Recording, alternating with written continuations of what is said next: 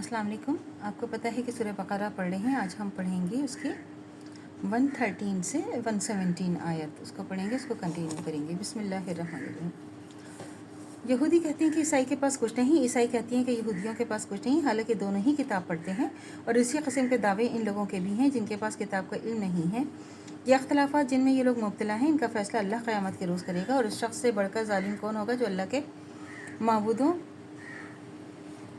जो अल्लाह के माबूदों में इसके नाम की याद से रोके और इनकी वीरानी के दर पे हो। ये ऐसे लोग इस काबिल हैं कि इस इबादत गाहों में कदम ना रखें। अगर वहाँ जाएं तो डरते हुए जाएं, और इनके लिए तो दुनिया में ही रुसवाई है और आखिरत में भी अज़ाब अज़ीम। मशरिक़ और मग़रिब सब अल्लाह के हाथ में ही, जिस तरफ भी तुम रुख करोगे इस तरफ अल्लाह का रुख है, और अल्लाह बड़ी वसअत वाला, सब कुछ जानने वाला है। इनका कौल है कि अल्लाह ने किसी को बेटा बनाया है, अल्लाह पाक है। इन बातों से असल हकीकत यह है कि ज़मीन और आसमान की तमाम मौजूदात इसकी मलिक हैं, सब के सब इसके मतीय फरमान हैं। वो आसमान और ज़मीन का मौजूद है, और जिस बात का वो फ़ैसला करता है इसके लिए बस ये हुक्म देता है कि हो जा, और वो हो जाती है। नादान कहते हैं कि अल्लाह ख़ुद हमसे बात क्यों नहीं करता, और ये कोई निशानी हमारे पास क्यों नहीं। तो ये जो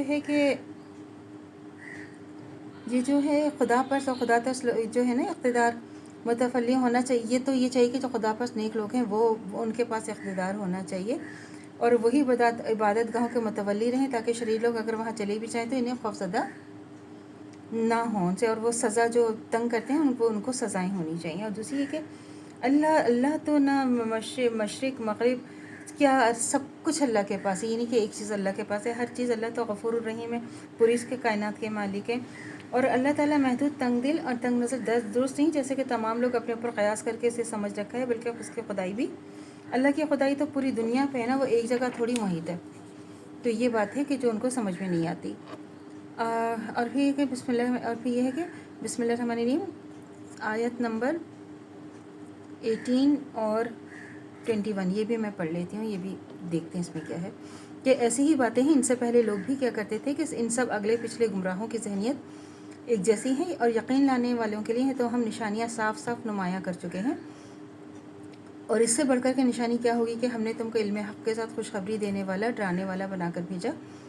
अब जो लोग जहन्नम से रिश्ता जोड़ चुके हैं, इनकी तरफ से तुम ज़िम्मेदार जवाबदेह नहीं हो। यहूदी और ईसाई तुमसे हरगिज़ राज़ी ना होंगे जब तक तुम इनके तरीक़े पर नहीं चलने लगोगे। साफ़ कह दो कि रास्ता बस वही है जो अल्लाह ने बताया है, वरना अगर उसके इल्म के बाद तुम्हारे पास आ चुका है तो इनके ख्वाहिशात की पैरवी, तो अल्लाह की पकड़ से बचाने वाला कोई दस्त मददगार तुम्हारे लिए नहीं है।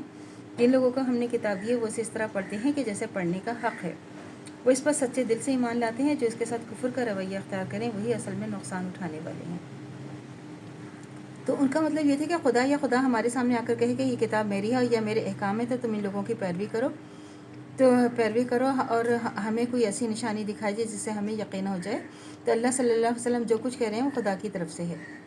जो गुमराह होता है तो उसको गुमराही के लिए तो बहुत मुख्तलिफ़ तरीक़े चाहिए होते हैं ना। तो जो हक़ पे होगा उसको किसी चीज़ की ज़रूरत नहीं है। जो अल्लाह ने एक दफ़ा कह दिया वो उसको मान जाएगा, जो अल्लाह का हुक्म है वो उस पर चलेंगे, जो अल्लाह की किताब है उस पर यकीन करेंगे।